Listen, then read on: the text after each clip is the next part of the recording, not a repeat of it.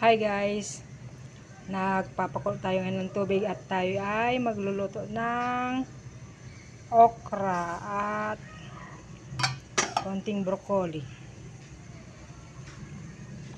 para sa kakainin natin mamaya. Pakulo lang to guys, konting steam lang.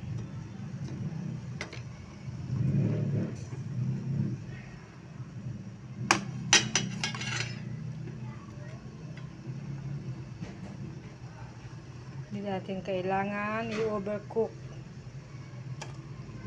para andyan pa rin yung sustansya niya.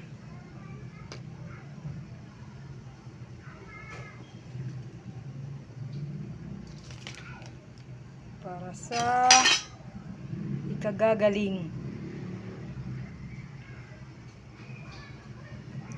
Lagyan natin ng kaunting asin para may lasa na siya.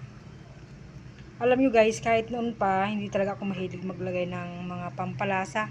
Like sa mga magic sarap, hindi ako naglalagay ng ganon. Pero, ganon pa rin ang nangyari. Kahit yung mga pagkain na tusok-tusok sa kalsada, hindi rin ako mahilig dyan. Pero, tingnan nyo, nagkasakit pa din. Kaya, guys, ingat-ingat sa mga kinakain ngayon kasi talagang halos ang iba nagkakasakit dahil sa mga kinakain na din. Pabata ng pabata ang mga pasyente sa PGH.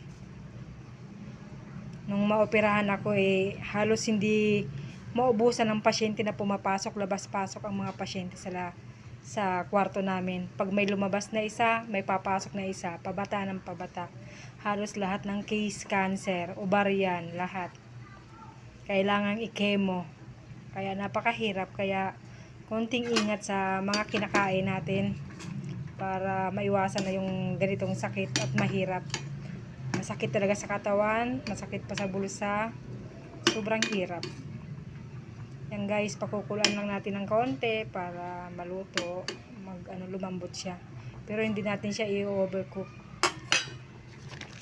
Andito naman sa kabila yung turmeric with lemon para mamaya naman yan. Kasi talagang ginagawa ko yan araw-araw, yung turmeric with lemon na bago kumain, umiinom ako niyan sa umaga, tanghali, tsaka bago matulog.